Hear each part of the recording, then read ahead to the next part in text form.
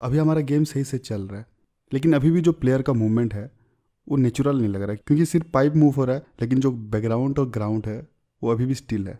तो अब हम क्या करेंगे, इनको मूव करेंगे।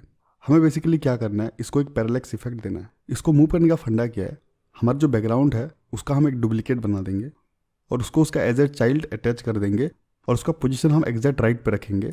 फिर हम जैसे पाइप्स को मूव कर रहे थे उसी तरह हमारा बैकग्राउंड को मूव करेंगे और जैसे ही वो एकदम स्क्रीन का एज पर आएगा हम क्या करेंगे, उसका पोजीशन को हम फिर से रिसेट कर देंगे। अब क्योंकि ये सब एक फ्रैक्शन ऑफ सेकंड पे होगा तो यूज़र को पता ही नहीं चलेगा कि ये बैकग्राउंड फिर से रिसेट हुआ है और हमें एक पैरेलैक्स वाला इफेक्ट देखने को मिलेगा। और वही सेम चीज़ हम ग्राउंड के साथ करेंगे। सबसे पहले बैकग्राउंड को डुप्लीकेट करते हैं, इनको हम exact edge by edge connect करेंगे। एक चीज़ आप ध्यान रखना, ऐसे पैरेलैक्स इफेक्ट क्रिएट करने के लिए आपका इमेज जो है वो इस तरीके से डिजाइन होना चाहिए कि दोनों एंड जो है वो एक दूसरे को कनेक्ट करें, मतलब दोनों का एंड सिमिलर होना चाहिए। तब क्या होगा, जब हम इसको दूसरे एंड पे ज्वाइन करेंगे तो हमें वो कंटिन्यूटी वाला फील आएगा। इसका पोजीशन आप मैन्युअली भी सेट कर सकते हो, या फिर एक चीज़ कर सकते हैं, अगर आपको इमेज का साइज पता है, मतलब उसका विड्थ और हाइट कितना है पता है, तो उसका विड्थ को अगर इधर पुट कर दोगे तो ये एग्जैक्टली उसका नेक्स्ट पोजीशन पे सेट हो जाएगा। अगर आपको नहीं पता तो आप इजीली इसको पता कर सकते हो। अगर आपका इमेज जो है वो रेक्टेंगल शेप में है या फिर स्क्वायर शेप में है तो आप क्या कर सकते हो, अगर इसमें हम एक बॉक्स कलर अटैच करेंगे तो आप देख सकते हो इसका जो साइज है आपको दिखा रहा है एक्स और वाई एक्सिस पे। ठीक है, हमें उसका विड्थ पता करना है तो एक्स क्या है इधर आप देख सकते हो वैल्यू, तो इसको हम कॉपी कर लेते हैं। अगर इसको इधर हम पुट कर लेंगे तो आप देख सकते हो ये ऑटोमेटिकली उसका नेक्स्ट एज पे जाके पोजीशन हो गया।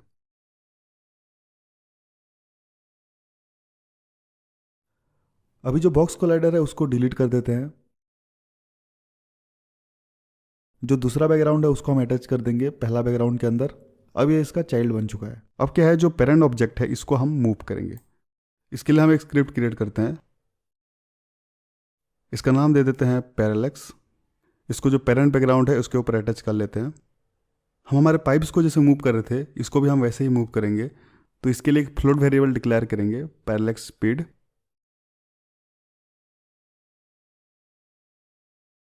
और मूवमेंट के लिए हम अपडेट पे जाते हैं, यहाँ पर लिखेंगे transform dot position plus equal to vector 3 dot left into parallax speed into time dot delta time. Code कैसे काम कर रहा है ये तो मैंने आपको एक्सप्लेन किया था, आपको समझ में आ रहा होगा। जैसे हमने पाइप्स को मूव किया था बिल्कुल वैसे ही कर रहे हैं। यहाँ पर एक चीज़ हमें ऐड करना पड़ेगा, जैसे ही हमारा बैकग्राउंड स्क्रीन के एज पर आ जाएगा हम क्या करेंगे, इसका पोजीशन को फिर से रिसेट कर देंगे।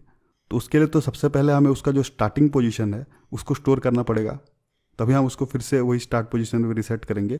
यहाँ पर एक वेक्टर 3 डिक्लेयर करते हैं स्टार्ट पोजीशन। ये क्या स्टोर करेगा, हमारा जो ऑब्जेक्ट का जो स्टार्टिंग पोजीशन है उसको स्टोर करेगा।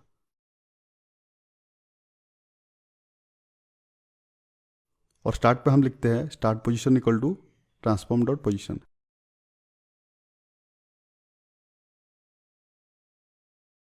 मतलब जैसे ही गेम स्टार्ट होगा हमारा गेम ऑब्जेक्ट का जो स्टार्टिंग पोजीशन है उसको वो स्टोर कर लेगा।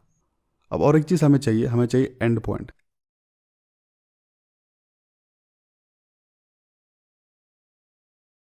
एंड पॉइंट को हम सेट करेंगे इंस्पेक्टर से, और अपडेट में हम चेक करेंगे गेम ऑब्जेक्ट का जो एक्स पोजीशन है, वाई और जेड पे तो ये मूव ही नहीं हो रहा है तो उसको हम इग्नोर करते हैं।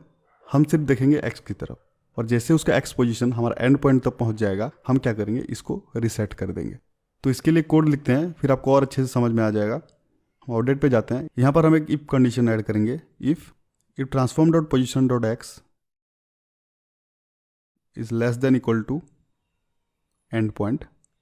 तो हम क्या करेंगे, transform dot position is equal to start position.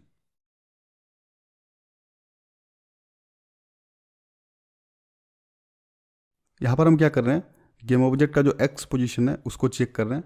इधर हम लेस देन इक्वल टू क्यों यूज़ कर रहे हैं, क्योंकि वो लेफ्ट की तरफ मूव कर रहा है, इसका मतलब पोजीशन उसका माइनस पे जा रहा होगा।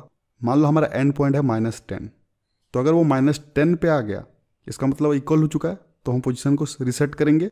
अगर वो आगे बढ़ भी गया, मान लो -11 हो गया, -12 भी होगा, तो भी वो एंड पॉइंट से आगे आ चुका है तो हमें रिसेट करना पड़ेगा, इसलिए हमने इधर less than equal to use किया। अगर हम राइट की तरफ इसको मूव करा रहे होते हो तो हम क्या करते, greater than equal to use करते। ठीक है, इसको सेव करते हैं। अब यूनिटी पे आते हैं, अब बैकग्राउंड के अंदर आते हैं, इसका स्पीड सेट कर देते हैं। आई थिंक 2.5 सही रहेगा। और एंड पॉइंट कौन सा है, इसको अगर मैं लेफ्ट की तरफ मूव करता हूँ तो आप देख सकते हो हमारा जो बैकग्राउंड का जो विड्थ है हमने जो कैलकुलेट किया था वही उसका एंड पॉइंट है। ठीक है, समझ में आ रहा है? तो एंड पॉइंट भी सेट कर लेते हैं और अब प्ले करके देखते हैं। अभी आप देख सकते हो बर्ड मूव हो रहा है, और अगर आप सीन पे इधर देखो तो आप देख सकते हो ये किस तरीके से काम कर रहा है। बैकग्राउंड हो चुका है, अब ग्राउंड को भी ऐसे ही सेट कर लेते हैं।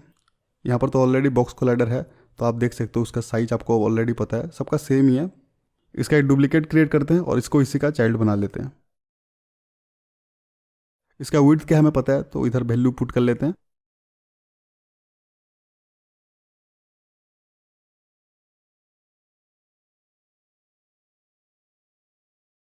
और पेरेंट ग्राउंड के अंदर हम अटैच कर लेते हैं हमारा पैरेलक्स स्पीड। एंड पॉइंट तो दोनों में सेम ही रहेगा क्योंकि दोनों का विड्थ सेम ही है, लेकिन जो पैरेलक्स स्पीड है वो डिफरेंट रहेगा। अगर आपने बस या ट्रेन में सफ़र किया है तो आपने ऑब्जर्व किया होगा, जो पास की चीज़ है वो स्पीड मूव हो रही होती है और जो दूर की चीज़ें हैं वो धीरे धीरे मूव हो रहा है। तो वही सेम चीज़ इधर हम करेंगे ताकि हमें वो नेचुरल मूवमेंट वाला फील आएगा। तो इसका पैरेलक्स स्पीड हम बढ़ा लेते हैं, इसको 5 रखते हैं।